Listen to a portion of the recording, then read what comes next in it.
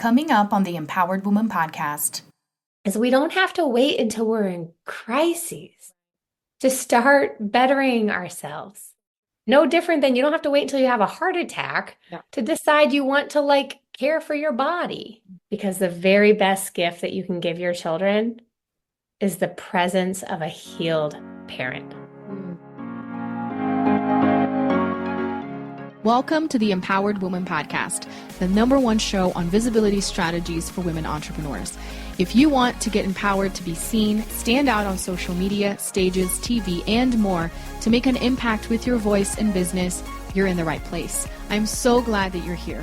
My name is Marcia Spurk, and I'm your host, professional singer and visibility strategist. Welcome again, and let's dive into today's episode. Planning for your legacy should be empowering. That's why we've partnered with Tim Gorman, author of Tangled Legacy, Turning Estate Planning Mistakes into Successes, your essential guide to building wealth and securing your family's future. Invest in your legacy. Learn more about workshops, classes, and one-on-one coaching at dgrealtyadvisors.com. Hi, Molly. Thank you so much for joining me today. Hi, thank you for having me. I'm so excited to be here. Yeah, so we were chatting a little bit before hitting record, and I definitely love your message and love what you're doing being a mom myself. So why don't you tell us who you are and what you do, and we'll dive in. Okay. I am Molly Rubesh. I am an author, a blogger, a life coach, but my most important roles are wife and mother to 4 beautiful children. I have 3 teenagers right now, all in high school, and an 11-year-old. 2 of them are my biological kids, and 2 of them are my stepsons. So we have just a beautiful blended family. I love that you're supporting moms through your own experience. Why don't you tell us more about what you do with your business and why you decided to go that direction? Yeah, so I was in sales for 20 years and med device, pharmaceutical sales, just living that life. And I got divorced in 2017. So I became a single mom and then quickly found my second love, who is now my husband. And after we got married, my stepson's biological mom died at the age of 35. And so we were left with kids that not only were had gone through divorce on both my kids and his, but now 2 other kids that are the 2 sons that are grieving.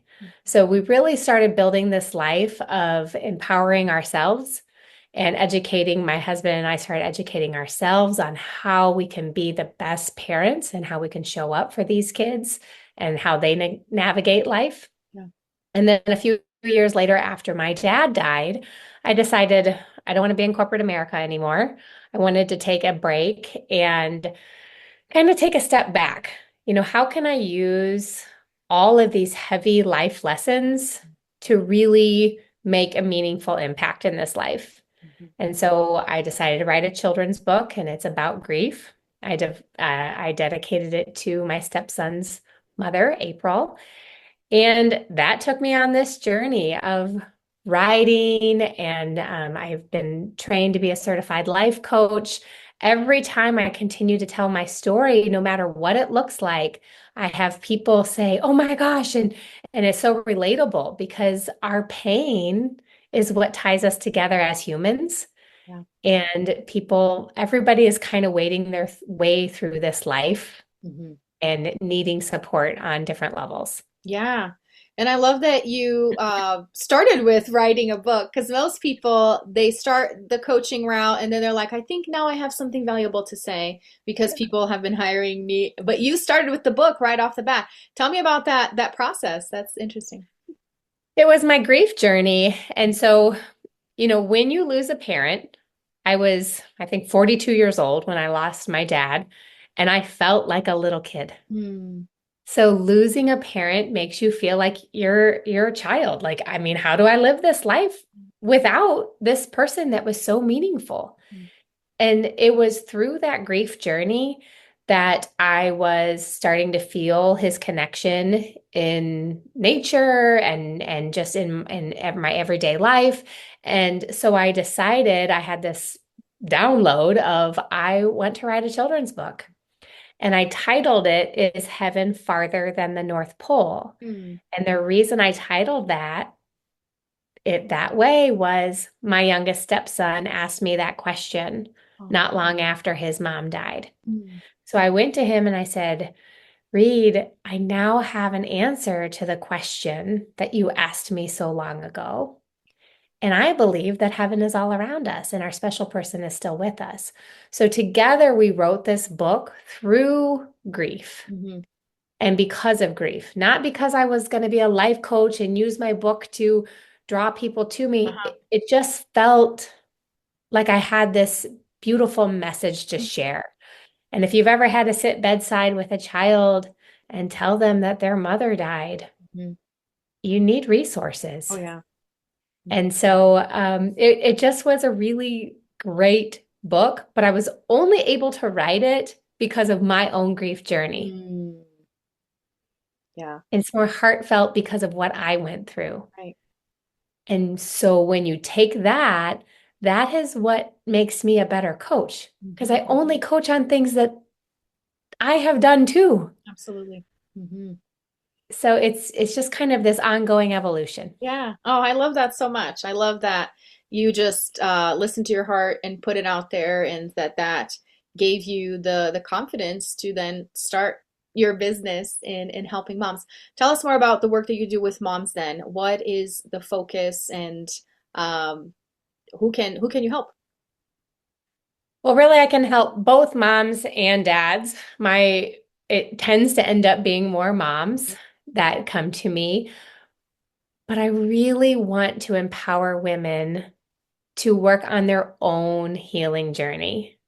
Because when we release our own frustrations and our own resentments and our own hurts, we can show up better for our kids. Yes. And so I noticed that even with the therapy and the things that I had gone through, I was still in this like white knuckle grip of life, Mm-hmm. like clenching my jaw, holding the steering wheel, going through things really fast, wanting to control the outcome of everything. Yeah.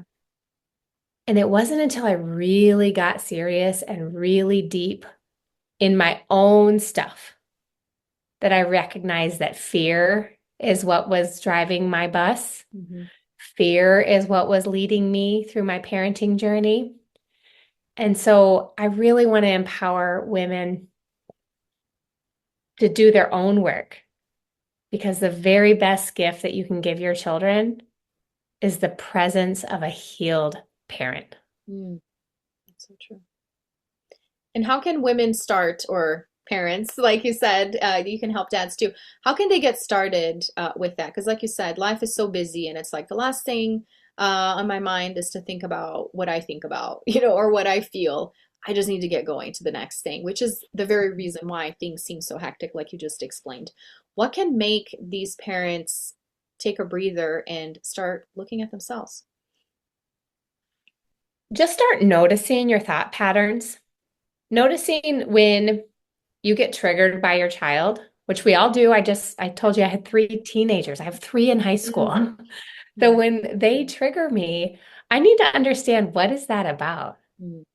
And sometimes it's because of my own fear Yeah. or my own hurt. Because of my divorce or because of the mistakes I made as a teenager, I'm so afraid they're going to do these things. Yeah. And I get way out ahead of things. And then I'm reacting from a less balanced, more frantic state. Mm-hmm. So we got to get super curious about what is this message when I'm triggered by my kid? What is it? And kids need structure. I'm not saying that nobody needs rules or structure. We just need to know what our come from is Mm-hmm. and what is making us say that this rule is what we are going to abide by. Mm-hmm. No, I'm not here to tell you if it's right or wrong. I'm here to just have you pause and question it. Mm-hmm. The other thing that you can do is just slow down. So our nervous system can't tell the difference between a real threat and a perceived threat. And when we're rushing through life and wiping the counters really fast and driving from activity to activity and loading the groceries and come on, let's get out of the door, we are telling our nervous system, like, there is a threat. Mhm. What if we just slowed down just a little bit and gave our kids a signal that it's time to go? And you still have to put on your shoes. You still have to get in the car, but we don't have to have that high temperature, high energy, high stress projected onto them. And then it's just a ripple effect. Then their nervous systems are in Yes. overdrive. Mhm. So it's really starting with yourself. Yeah. You're setting the tone, right, for the energy, whether it is a calm energy or a frantic energy, and then can't really blame them when you see it on them because it really started with you. And it's definitely easier said than done, but we have to start somewhere. I love that Yeah. you talk about the fear and that it starts with our own fears and we project those fears onto them and it just comes back to us and it's this whole cycle. And also what you said that your own experience with the passing of your dad um, made you connect back to your inner child or to when you were a child. And that's, Yeah. I think, the whole process of parenthood really is us seeing ourselves as kids, or at least being invited to, right? And that's the Mhm. conversation we're having, which is the whole going through the healing journey. Can you just speak to that a little bit more about how being a parent really is an opportunity for you to see your inner child in the space that maybe you didn't get nurtured the way you could have, and now it's a chance? Yes. Oh my gosh. I love that you brought up the inner child because it is so important. A lot of times it's our inner child fighting with their inner child. Right. So these two people are just colliding with each other, and it's not the grown, balanced version of ourselves. Mhm. It's something triggered us and resorted us back to this younger version. And we're desperate to be heard and to be seen and to be validated. And then the kid is like, what the heck, and trying to argue on their side. And so it's, you ever notice like when you're arguing with your kid, you're at the end, you're like, what were we even, he Right. said something and I said something, and you can't even really make out what really happened. You just know that it was a problem. Yeah. Hey, let me ask you a question. Would you like to be my next guest on the Empowered Woman podcast? Do you have a story you'd like to share? Want more visibility for your business on a show ranked in the top 0.5% in the world? Well, then head on over to martasburke.com/podcast guest for more information. So I just think that it's so important for us to have a coach, work on your inner child, work on what is really burdening you. And you're no different than me Mhm. and every single other listener and person across this world. We all have a story, and it's no judgment. It's just the Yeah. way it is. Right. And the other thing is what were you brought up? Like, what's your parenting paradigm? Mm. So, were you told that kids are supposed to be seen, not heard? Were you told that, this is the way and everybody needs to get a high school diploma and then go to college and then go to what's your paradigm? And what is right and what is wrong because of the way that you were brought up? Mhm. And then you get to decide, I still believe that, or maybe I don't. Mhm. And so we get to start parenting through a different lens Yeah, when we can identify what lens we're even looking through. totally. That's so true. Yeah, it really starts with taking that time, like you said, slow down, pay attention to the triggers, and then you can get even deeper with that and ask, where is this coming from? And what have I believed to be true based on what I was taught or what I was raised with? And that's the importance of having a coach to prompt you with those questions because you may not know the right questions to ask. And I think it's a Tony Robbins quote that says the quality of your life is directly proportionate to the quality of questions that you ask. And that's where a coach can really be that sounding board and that prompter there for you, which is the work that you do. I love that. Now, speaking about you help people based on your own experiences, can you share more about having a blended family? Because it takes going through that to then be able to guide people that are going through a similar situation. So tell us more. Yeah, blending families is a very difficult, delicate dance because you're not insta families. Mm-hmm. Just because the two adults love each other, Yeah. just because my husband and I went on dates and we found a connection and we love each other, doesn't mean that the entire family tree is going to instantly blend. Because again, of paradigms, the way that they were raised, maybe the rejection to the idea of another step parent. Mm-hmm. And then you've got grandparents and so there's a lot of layers there. Mm-hmm. And what we have done is just be very mindful of the difficulties and giving everybody permission that it's okay to not have instant love. Like my two biological kids love their stepdad. He's a great man, but he's not their dad. They love their dad. Mm-hmm. If I'm not home, they want to be with their dad. Mm-hmm. It's nothing against my husband. Right. It's just that's not their dad. Mm-hmm. Now, my step boys, their mother has died. Mm-hmm. So I am their stepmom, but they just call me mom. Mm-hmm. And so we just allow that to happen. We call her mommy and we refer to her as mommy because she died when they were younger, Yeah. and they refer to me as mom.